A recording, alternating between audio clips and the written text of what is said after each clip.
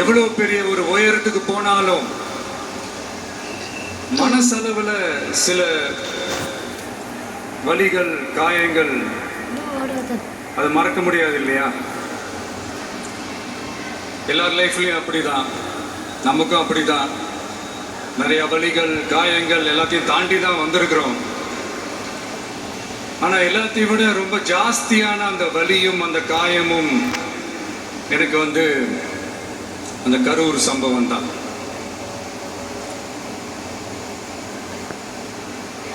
மக்களை சந்திக்கிறதுக்காக மக்களை சந்திக்கணும், மக்கள் பிரச்சனைகளை எடுத்து பேசணும். அதுக்காக தான் அந்த மக்கள் சந்திப்பு பயணத்தை தொடங்கி திருச்சி, அரியலூர், நாகப்பட்டினம், திருவாரூர், நாமக்கல், கரூர் அப்படின்னு சொல்லிட்டு போயிட்டு இருந்தோம். அரியலூர்ல அந்த மீட்டிங் முடிச்சுட்டு பெரம்பலூர் போறதுக்கு முன்னாடி அந்த பெரம்பலூர் போலீஸ் எங்களை அலர்ட் பண்ணாங்க. சரிங்க, கூட்டம் கொஞ்சம் ஜாஸ்தியா இருக்கு, லேட் ஆயிடுச்சு, வராதீங்க அப்படின்ட்டு. So we had no choice. Police சொன்னால் நம்ம அதை ஒபே பண்ணி தானே ஆகணும். அதே நேரத்தில் பெரம்பலூர் மக்களோட அந்த சேஃப்டியும் மைண்டில் எடுத்துக்கிட்டு ஒரு மன வலியோடவே திரும்ப போயிட்டோம். ஒரு தொகுதி மக்களுக்கு மன்னிப்பும் கேட்டோம்.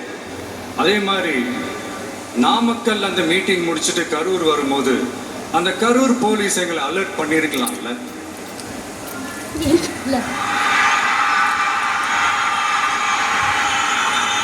இல்லை சார், இங்கே எதிர்பார்த்ததை விட கொஞ்சம் கூட்டம் அதிகமாக இருக்கு, கண்ட்ரோல் பண்ண முடியல, வராதிங்க. அண்ட் போலீஸ் நினைச்சா அவங்க அந்த மீட்டிங்கே கேன்சல் பண்ணலாம். ஏதோ தப்பா இருக்கு, ஏதோ தப்பா தோணுது அப்படின்னு நினைச்சிட்டாலே they have all the rights to cancel the meeting. எங்ககிட்ட கேட்கணும்லாம் ஒன்றும் அவசியமே கிடையாது. ஆனா அதையெல்லாம் எதுவுமே செய்யாம அந்த ஹைவேல இருந்து அந்த ஸ்பாட்டுக்கு போலீஸே எங்களை உள்ள கூட்டிட்டு வந்து விட்டு அந்த நாடகம்லாம் இருக்கு பாருங்க.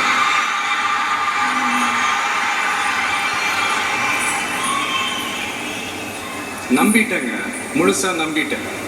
அன்னைக்கு இருந்த அந்த கரூர் போலீஸ் பேசும்போது தேங்க்ஸ்லாம் சொன்னேன் அவங்களுக்கு. எனக்கு தெரியாது இப்படி ஒரு நாடகம் நடக்கும். இதுக்கெல்லாம் யார் காரணம்? இதெல்லாம் யார் சொல்லி செஞ்சது? இப்படி பண்ணுங்க, அப்படி பண்ணுங்க, சப்போஸ் அப்படி நடந்தா இப்படி பண்ணுங்க, சப்போஸ் இப்படி நடந்தா இந்த மாதிரி இன்ஸ்ட்ரக்ஷன்ஸ் எல்லாம் கொடுத்து அந்த பிரஷர் போடுறது யாரு?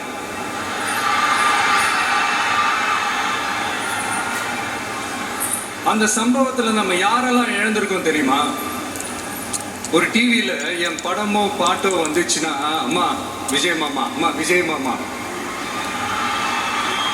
அப்படின்னு சொல்லி அவங்க அம்மா கிட்ட சிரிச்சுக்கிட்டு அந்த டிவி ஸ்கிரீனை போய் தொட்டு முத்தம் கொடுத்துக்கிட்டு என் அக்கா தங்கச்சிங்களோட தங்க பிள்ளைகளை இழந்திருக்கோம்யா. மழலை கூட சரியா வராதப்போ ஒரு பேப்பர் மேகசின்ல என் போட்டோவை பார்த்தா அதை சிரிச்சுக்கிட்டு அந்த கள்ளங்கபடம் இல்லாத அந்த சிரிப்பு, அந்த கடவுள் மாதிரி இருக்கிற அந்த பச்சை பிள்ளைங்களை இழந்திருக்கோம். என் அக்கா தங்கச்சி அண்ணன் தம்பி குடும்ப உறவுகளை இழந்து அந்த வலியோட இருக்கிற என்ன நீங்க ஏளனமா பேசுறீங்களா?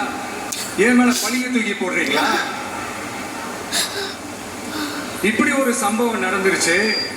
இது ஏன், எதனால, அதுக்கான பின்னணி என்னன்ட்டு அந்த வலியோட வீட்டுல உட்கார்ந்துட்டு இருக்கிற ஓடி ஒளிஞ்சிட்டான் வர சொல்றீங்களா? வாயின்னு முன்னிருந்தா என்ன வேணாலும் பேசுறீங்களா?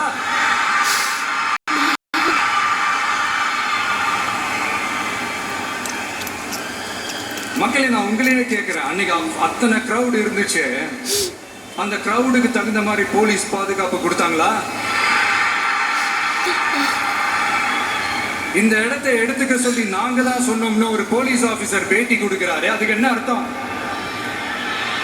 இவ்வளவு வலி, இவ்வளவு காயங்கள் கொடுத்துட்டு பழிய தூக்கி நம்ம மேல போட்டுட்டு அதுல ஒரு அரசியல் ஆதாயம் தேடுறீங்களேயா? இதுல வாய் கூசாம சட்டசபையில ஸ்டாலின் சார் நம்ம மேல திருப்பி விட்டு அங்க ஒரு அரசியல் செய்யறாரு. அதுக்கு என்ன அர்த்தம்? நமக்காக வந்திருக்கிற மக்களை காக்க வைக்கிறதுக்கு நான் ஒன்னும் ஆதாயம் தேடுற அரசியல்வாதியெல்லாம் கிடையாது. மக்களுக்காக அரசியலுக்கு வந்தவன் இந்த விஜய். எனக்காக எல்லாமும் கொடுத்த என் மக்களுக்காக எல்லாத்தையும் விட்டுட்டு மக்களுக்காக மட்டுமே அரசியலுக்கு வந்தவன் இந்த விஜய். அவங்களுக்காக நன்றி கடன் செலுத்துறதுக்காக மட்டுமே அரசியலுக்கு வந்தவன் இந்த விஜய். உங்களுக்கு தான் இந்த விஜயை பத்தி நல்லா தெரியுமே. ஆனா நம்ம எல்லாருக்குமே இத்தனை வழிகள் காயங்கள் கொடுத்தவங்களுக்கு இந்த 2026 தேர்தலில் தக்க பதிலடி கொடுத்துட்டீங்க. ஆனா அது மட்டுமே பத்தாது மக்களே, அது மட்டுமே பத்தாது. காலகாலத்துக்கும் எழுந்திருக்கவே முடியாத அளவுக்கு நிரந்தரமான ஒரு பதிலடியை நீங்க கொடுத்துக்கிட்டே இருக்கணும்.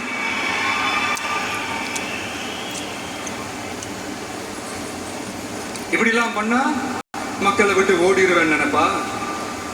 யார் என்ன ஓடினாலும் நான் மக்களை விட்டு எல்லாம் ஓட மாட்டேன்.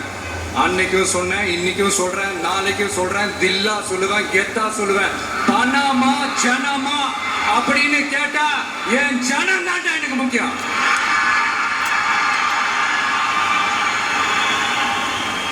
மக்களே, உங்களை விட எனக்கு இந்த காசு பணம் முக்கியமா என்ன? இவ்வளவு குறைகள் நம்ம மேல சொல்றாங்களே, இப்ப நான் சொன்ன மாதிரி அவங்களால அந்த தில்லு இருக்கா, திராணி இருக்கா? கிடையாது. ஆனா நம்ம மக்கள் அமைச்சு கொடுத்த நம்ம அரச குறைகள் மட்டும் டிசைனா மாடலா குறைகள் மட்டும் சொல்லுவாங்க. அதுதான் மாடலிங்ஸ். ஒவ்வொரு டிபார்ட்மெண்ட்லயும் 2.0 அந்த பார்ட்டி ஃபண்ட் அச்சோ இங்கேயும் ஸ்டார்ட் பண்றாங்களே. பார்ட்டி ஃபண்ட் பேர்ல அடிக்கிற கொள்ளையெல்லாம் இந்த தீய சக்தியா இருக்கட்டும், தீந்து போன சக்தியா இருக்கட்டும், ரெண்டு பேரும் மாறி மாறி இதே தான் செஞ்சிட்டு இருக்கிறாங்க. இதுல ஒரு ஹைலைட் காமெடி என்னன்னா, சட்டசபையில பேசும்போது பார்ட்டி ஃபண்டுன்னு தான் சொன்னேன். என்ன பார்ட்டி, என்ன ஃபண்டு, யாரு, என்ன பேரு எதுவுமே சொல்ல. பார்ட்டி ஃபண்டுன்னு சொன்னவனை எடுத்தாங்க பாருங்க ஒரு ஓட்டம். எனக்கே ஃபர்ஸ்ட் புரியல, ஏப்பா ஓடுறாங்க அப்படி என்ன நமக்கு சொல்லிவிட்டோம். அதான் அந்த குற்றமுள்ள நெஞ்சுக்கு தான் குறுகுறி. எப்படி இருக்கு தெரியுமா? எங்க அப்பா பீரோக்குள்ள இல்ல, எங்க அப்பா பீரோக்குள்ள இல்ல அப்படின்னு சொல்ற மாதிரி. ஐயோ ஏன் கேக்குறீங்க? இவங்களோட செம்ம கூத்தா இருக்குங்க, செம்ம ஃபன்னா இருக்கு. சென்னையில ஒரு பாலம் கட்டுறதுக்காக நார்மலா ஆகிற செலவை விட அதிக செலவில், கிட்டத்தட்ட டபுள் மடங்கு செலவில் ஒரு டெண்டர் ஒன்று விட்டுருக்குறாங்க. அதையெல்லாம் தோண்டி எடுத்து அதெல்லாம் இப்போ கண்டுபிடிச்சு கேன்சல் பண்ணியிருக்கிறோம். இன்னும் எத்தனை கோடி ஊழல், எத்தனை லட்சம் கூடல் தோண்ட வருமோ எங்களுக்கே தெரியல. ஒவ்வொரு முகமுடியா கிழியுது. ஐயோ இந்த விஜய் ஒவ்வொரு கதையா எடுத்து வெளியில விட்டுருவான் போலேன்ட்டு திரும்புற பக்கம்லாம் கதறல் கதறல் கதறல். காதல் இருந்து ரத்தம் வராத குறை. ஆமா, இப்படி ஊழல் ஊறி போனவங்க இப்படிதான் இருப்பாங்க.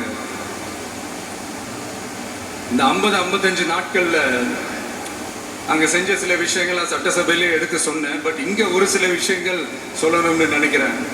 இந்த மின்சாரத்துறையில இதுக்கு முன்னாடி போட முடியாம இருந்த அந்த பதவி உயர்வை இப்போதான் எங்களால போட முடிஞ்சது.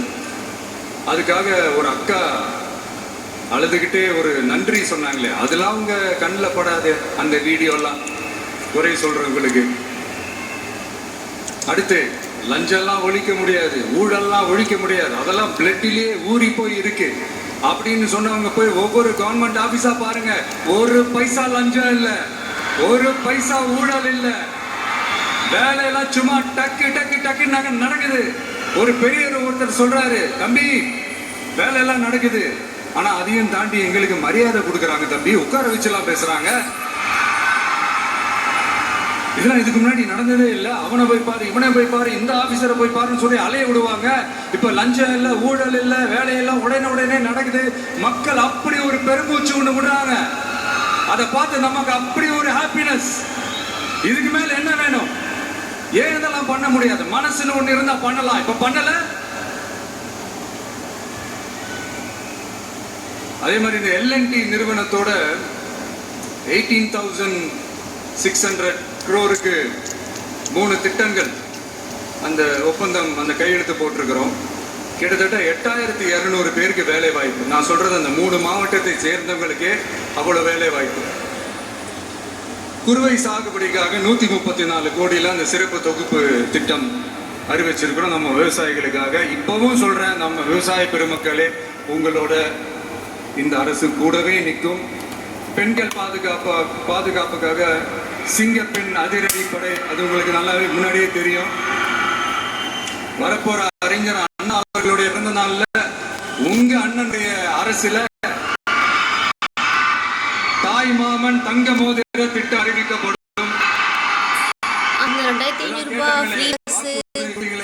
என்னாச்சு இந்த தீய சக்தி மாதிரி ரீல் தாய் மாமன்லாம் கிடையாது, ரியல் தாய் மாமன். ரியல் தாய் மாமன்.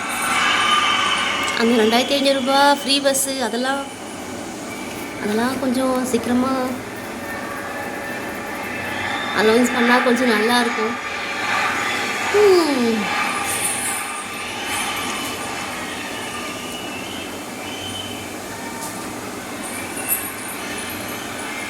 அண்ணா அடுத்த பேசி திருப்பிட்டாரு.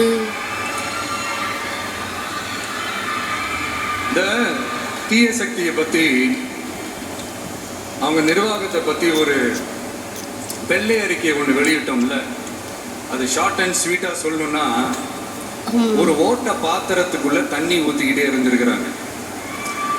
பாத்திரம் எம்டியாவே இருந்திருக்கு, ஆனா ஊத்தின தண்ணி தான் எங்க போச்சுன்னு தெரியல. வேஸ்டா போச்சு. அவங்களே கையில பிடிச்சிட்டாங்களோ, அவங்களே ஒரு பாத்திரம். அது மாதிரி இப்ப நம்ம சொன்னதெல்லாம் சும்மா ஒரு சாம்பிள் தான். இன்னும் வரப்போற நாட்கள்ல உங்க அரசனுடைய அந்த விஸ்வரூபத்தை நீங்க பாப்பீங்க.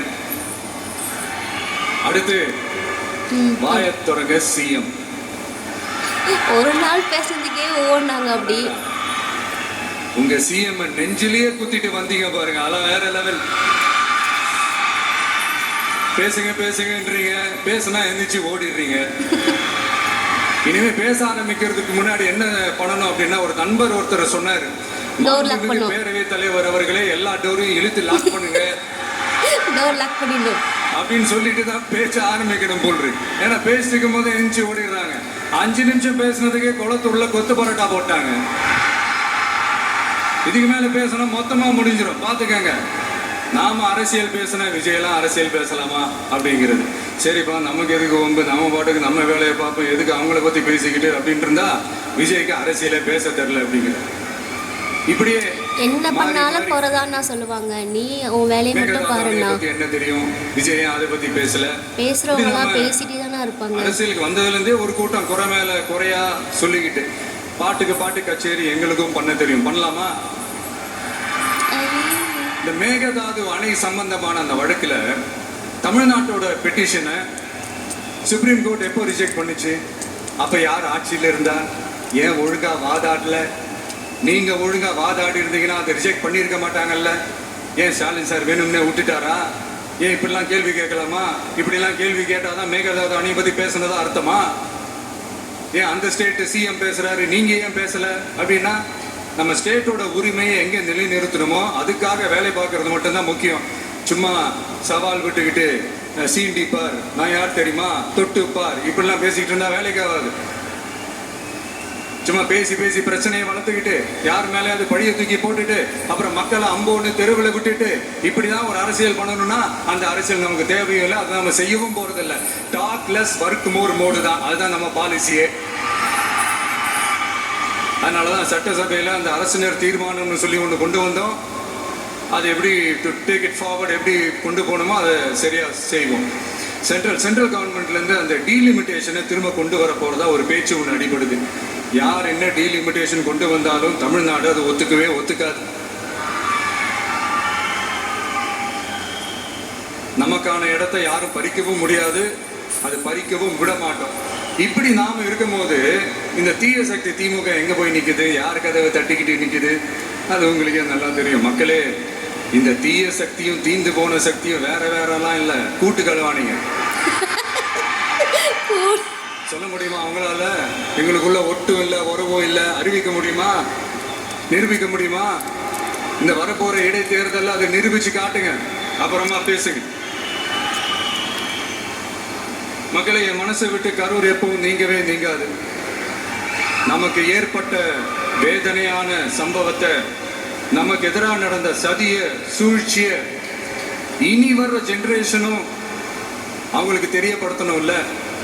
அதுக்காகவே இனி ஒரு அரசியல் சதிய, அரசியல் சூழ்ச்சிய யாரும் யோசிக்கவே கூடாதுன்றதுக்காகவே கரூர்ல ஒரு நினைவு சின்னத்தை நம்ம டிவிகே சார்பா அமைக்கப்படும் அப்படின்றத அறிவிக்கிறோம்.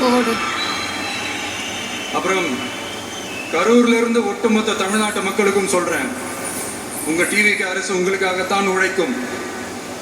அடிப்படை வசதிகளை முதல்ல நிறைவேற்றணும். ஒரு பக்கம் நிதி நிலைமையை சரி செஞ்சுக்கிட்டு, இன்னொரு பக்கம் அப்படியே நாம சொன்னதுல ப்ரையாரிட்டி பார்த்து ஒவ்வொன்றா படிப்படியா நிறைவேற்ற ட்ரை பண்ணுவோம். இது எப்பவும் உங்களுக்கான அரசா தான் இருக்கும். இந்த விஜய் உங்க விஜயா தான் இருப்பான். நீங்க உரிமையோட உங்க கவர்மெண்ட்டை நீங்க அணுகலாம். இந்த தீய சக்தி ஆட்சி முடிஞ்சு பொட்டிக்குள்ள போனதுல இருந்து என்னென்னமோ பண்றாங்க, ஏதோ பேசுறாங்க, சோஃபாங்கிறாங்க, வாஷிங் மெஷினுங்கிறாங்க.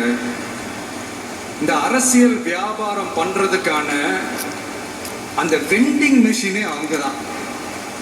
யாரு? இந்த திமுக. இதுல நம்மளை பார்த்து வாஷிங் மெஷினுங்கிறாங்க. எலெக்ஷன்ல ஓட்டுக்கு காசு கொடுக்கிற அந்த கலாச்சாரத்தை, அந்த கல்ச்சரை அடிச்சு நொறுக்கி இருக்கிறோம். எலெக்ஷன்லயே அப்படி வேலை பார்த்த நாம, நமக்கு எதுக்கு இந்த குதிரை, கழுத, ஒட்டக பேரெல்லாம்? மக்களின் பக்கம் அப்படி இருக்கும்போது நமக்கு எதுக்கு இந்த பேரெல்லாம்? இந்த திருட்டு திமுக ஆட்சியை வச்சுக்கிட்டு ஊரடிச்சு ஒலையில போட்டு இந்த கொள்ளையை அடிச்சதுனாலதான் உங்க கரூர் கம்பெனி பேசுவாங்களே எங்க எங்க இருக்காருன்னே தெரியாம ஓடு ஓடு ஓடு ஓடு ஓடு ஓடு ஓடு ஓடு வராம் பாரு வேட்டக்காரன் ஓடினே இருக்கிறாரு. இன்னொருத்தர் ஃபாரின்ல போய் ஒளிஞ்சுக்கிட்டார். ஃபாரின் ஸ்டாலின் சார் நினைச்சிட போறீங்க, அவர் இல்ல. எனக்கு எப்பவுமே ஸ்டாலின் சார் மேல ஒரு தனி பாசம் ஒண்ணு உண்டு. அவர் கிடையாது, இவர் வேற. சிங்கப்பூருக்கு செக்கப்புக்கு போனார்ல அவரு. இன்னும் தோண்ட தோண்ட எத்தனை பேர் மாட்ட போறாங்களோ தெரியல. உங்ககிட்ட யாராவது லஞ்சம் ஏதாவது கேட்டாங்கன்னா கொடுக்க முடியாது சொல்லுங்க, நான் இருக்கேன் உங்களோட. அப்படியே யாராவது ஃபோர்ஸ் பண்ணாங்கன்னா இது எங்க மகன், எங்க புள்ள, எங்க அண்ணன், எங்க தம்பி, எங்க விஜய், எங்க விஜயோட ஆட்சின்னு ஸ்ட்ராங்கா சொல்லுங்க. மக்களை நீங்க கூட இருக்கும் போது லஞ்ச ஊழல் மட்டும் இல்ல, அதிகாரத்தை வச்சு ஆட்டம் போடுற யாரா இருந்தாலும் அடங்கிடுவாங்க. இந்த கடமை, கண்ணியம், கட்டுப்பாடுன்ட்டு ஒரு காலத்துல கொள்கையோடு இருந்த கட்சியெல்லாம் இன்னைக்கு எப்படி இருக்கான்னு உங்களுக்கே தெரியும். நான் வேற சொல்லணுமா? அதாவது இந்த டிவிகே கட்சியோட தலைவரை எதிர்க்கிறதுல ஒரு நியாயம் இருக்கு. ஏன்னா உங்க பொழப்புல மண்ணள்ளி போட்டான். என்ன இந்த ஊழல் லஞ்சம்லாம் பண்ண மாட்டேன்னு சொல்லி உங்க அரசியலையும் ஒரு தெருமுனைக்கு கொண்டாந்து விட்டான். மக்கள் வேற அவனை தான் நம்புறாங்க. ஸோ இந்த விஜயை எதிர்க்கிறதுல ஒரு அரசியல் நியாயம் இருக்கு, அதை புரிஞ்சுக்கலாம். ஆனா இன்னைக்கு இந்த விஜய மக்கள் ஓட்டு போட்டு ஜெயிக்க வச்சு ஒரு தீர்ப்பை கொடுத்து மக்களுக்காக வேலை செய்யறதுக்காக முதலமைச்சரா உட்கார வச்சிருக்கிறாங்க. இன்னமும் நீங்க தான் ஆட்சியில் இருக்கிற மாதிரி விஜய் கரூருக்கெல்லாம் போகக்கூடாது, விஜய் இங்க போகக்கூடாது, அது செய்யக்கூடாது, இது செய்யக்கூடாதுன்னு எனக்கு புரியலையே. ஆட்சியில் இருக்கும் போது தான் இவ்வளவு கட்டுப்பாடு எல்லாம் போட்டீங்க, SOPs எல்லாம் போட்டீங்க, ஸ்டாலின் சார் ஆபரேட்டிங் ப்ரொசீஜர்லாம் போட்டீங்க. இப்பவும் அதே பண்ணிட்டு இருந்தீங்கன்னா என்ன சார் நியாயம்?